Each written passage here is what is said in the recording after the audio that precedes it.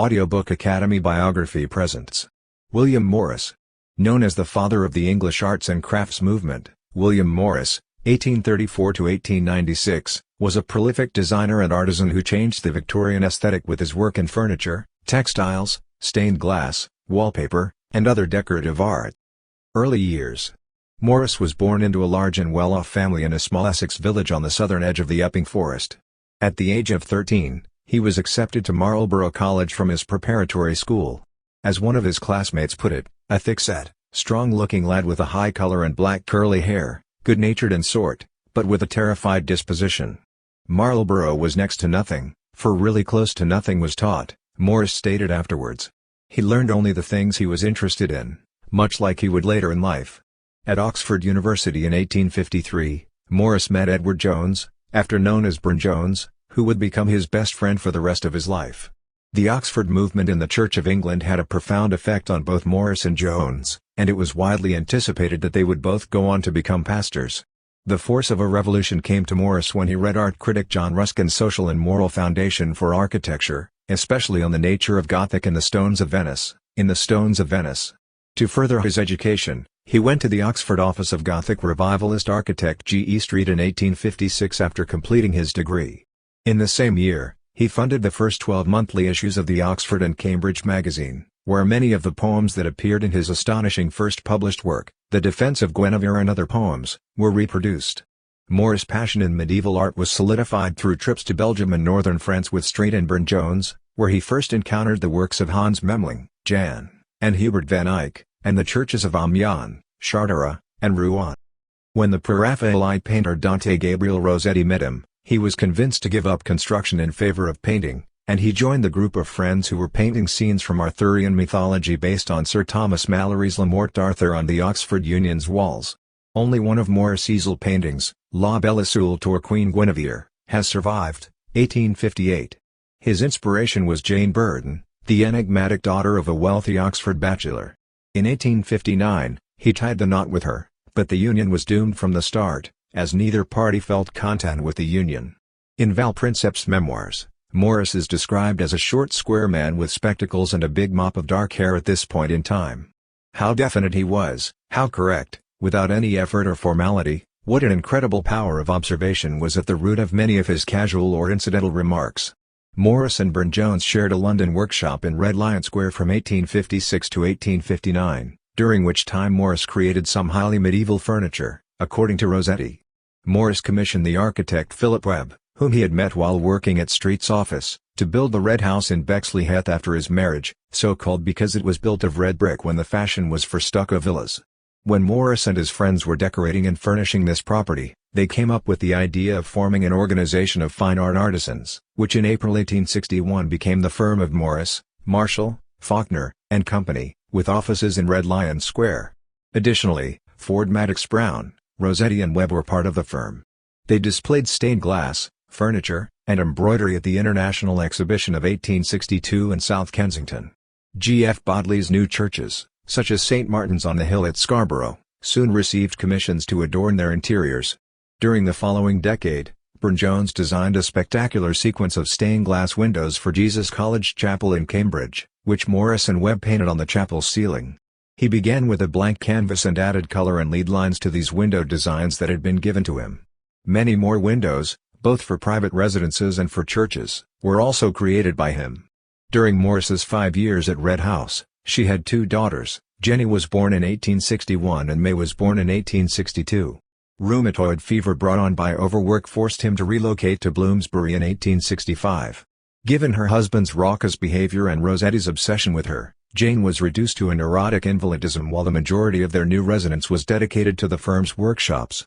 First designs by Morris include trellis, daisy, and fruit, or pomegranate. From 1862–64, he didn't get to his mature style until 10 years later, with the jasmine and marigold designs. Socialism and Iceland. The Life and Death of Jason, 1867, was Morris' first major literary triumph, followed by The Earthly Paradise, 1868–70. A sequence of narrative poems based on classical and medieval sources, which made Morris a household name. To begin The Earthly Paradise, Morris expresses his personal sadness through the month-by-month poems. One of Morris' most important works of poetry is the epic story of Sigurd the Volsung and the Fall of Nibelungs, 1876, created after extensive research into the saga, a medieval prose narrative, that Morris read in the original Old Norse. 1870 saw the publication of A Book of Verse, a beautiful book of verse dedicated to Georgina Burne-Jones that tells of hopeless love once more. It was in 1871 that Rossetti and Morris signed a combined lease for the Oxfordshire Elizabethan manor house of Kelmscott. This was Morris' first trip to Iceland, and the notebook he wrote while there contains some of his most vividly described writings to this day. In 1873, he made his way back to Iceland. Morris was relieved when Rossetti finally departed Kelmscott in 1874, when his health began to fail and he was forced to move out of the house. Morris and Company was established as a sole business the following year.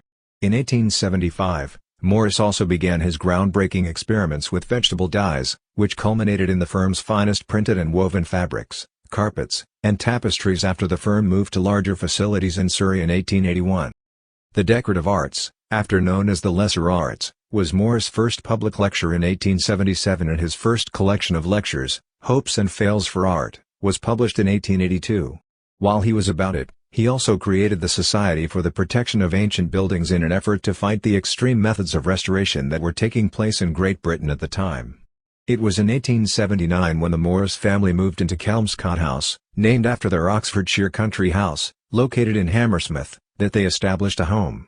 Henry Hyndman's Democratic, later Social Democratic, Federation was founded by Henry Myers Hyndman 5 years later, and Morris joined the organization to spread the word about socialism in industrial districts. Even when he led a protest in London's Trafalgar Square on Bloody Sunday, November 13, 1887, when the police and army evacuated the square of demonstrators, he was treated with consideration by the authorities. The dramatist George Bernard Shaw accompanied him on this march. After a fight with the dictatorial Hyndman Federation, Morris founded his own socialist journal, The Commonweal, where he published his two best novels, A Dream of John Ball, 1886-87 and News from Nowhere, 1890, which both depicted a beautiful socialist rural utopia in Morris' writings. Hammersmith Socialist Society was then established, which held weekly lectures in the coach house next door to Kelmscott House, and also hosted open-air meetings in various locations across London. The Kelmscott Press. Emery Walker, a printer and type designer, served as the Kelmscott Press's typographic advisor when it was founded in 1891 and produced 53 titles in 66 volumes between then and 1898. It was Morris who designed the three typefaces for his printing press, the Golden Type, based on Nicolas Jensen's 15th-century French printing, Troy Type, which was inspired by German printers of the 15th century, and Chaucer Type, a smaller version of Troy, which was used to print the works of Geoffrey Chaucer in the final years of Morris's life. As the most elaborate Kelmscott publication, Chaucer is a towering example of printed book art. Morris noted that 15th-century books were always lovely by force of the mere typography, which explains why the majority of Kelmscott's other works were so plain. Death and Legacy. Morris died in the autumn of 1896 after returning from a sea expedition to Norway in the summer of 1896, exhausted by the many responsibilities he had taken on. A simple gravestone built by Webb marks his final resting place in the Kelmscott churchyard. Modern and visionary thinker Morris is now recognized as modern and visionary, despite his preference for fantasy, myth, and epic. For Morris, beauty in art is the outcome of man's pleasure in his labor, and he queried, unless people care about carrying on their occupation without making the world awful, how can they care about art? Morris considered the built environment to be an integral part of art. William Morris was well known in his own day for his writings, including The Earthly Paradise, as well as his designs for textiles, wallpapers, and carpets. Morris has been well praised as a designer and craftsman since the mid-20th century. As a social and moral critic, he may be regarded more highly by future generations as a pioneer of equality in society. Thank you for listening in Audiobook Academy. Don't forget to subscribe and smash that like button for more content like this. See you in next video.